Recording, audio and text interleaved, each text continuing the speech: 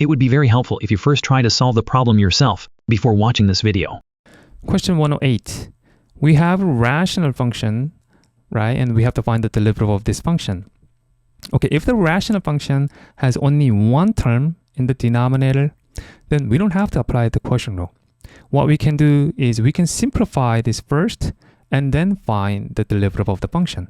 So let's simplify this rational function right here.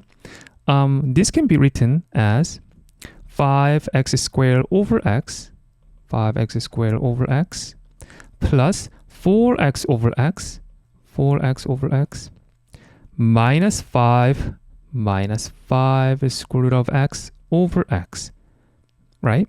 So this is 5x plus 4. Here, square root of x is x to the power of 1/2, right? Over x to the power of 1.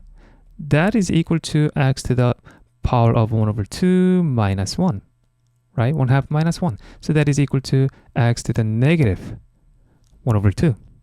So minus 5 times x to the negative 1/2, right? So that was y. And now y prime is equal to, here, derivative of 5x, that's 5. Derivative of 4, that's 0, right? So I'm not going to write it.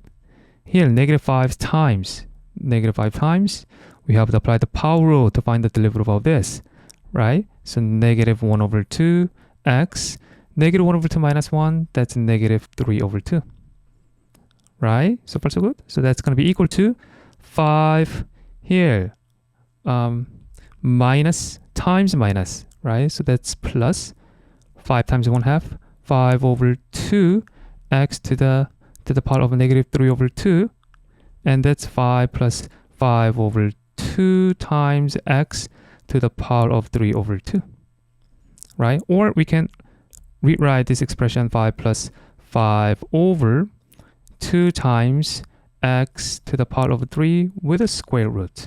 Over 2 is a square root, right?